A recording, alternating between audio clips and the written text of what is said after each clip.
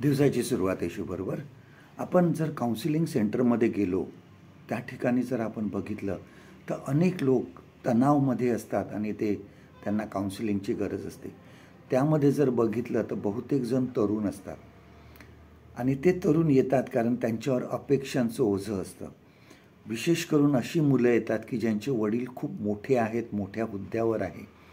आणि अशा वेळेस काय असतं की वडील नावाजलेले आहे त्याप्रमाणे मुलाची तुलना मग त्यांच्याबरोबर केली जाते आणि हे अपेक्षा मग ते मुलांकडून सुद्धा केली जाते.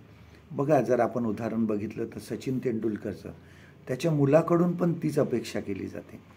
एखादा अभिनेता खूप मोठा आहे, त्याचा जर मुलगा ह्या क्षेत्रामध्ये आला तर लगेच त्यांची एकमेकाबरोबर तुलना केली जाते आणि आपोआप मग मुलांवर त्याचा दबाव येतो, त्यांच्या मनावर ते दडपण येऊ शकतं. आपण ख्रिस्ती पुढारी म्हणून आपल्याला सुद्धा देवाने जबाबदारी दिलेली आहे की इतरांकडून आपण काम करून घ्यायचं आहे.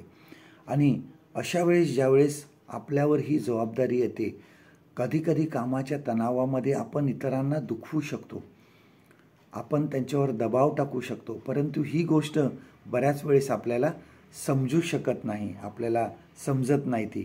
आणि हे करत असतानाच कदाचित आपण इतरांना दुखवू शकतो. पौल म्हणतो की तुम्ही सौम्य आणि सहनशील राहा.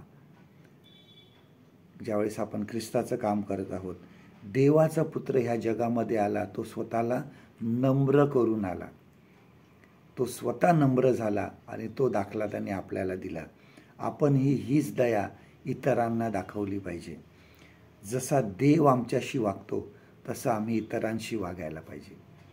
आजचं देवाचं वचन आपल्यासाठी हे आहे, कलसेकरास पत्र ह्याचा 3 अध्याय 12 वचन, कॉलोशियन्स चॅप्टर 3 and verse 12.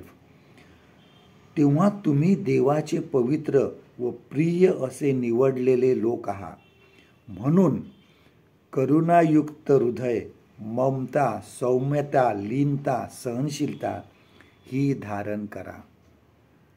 परमेश्वर करो आजचा दिवस तुमचा आशीर्वादित करो.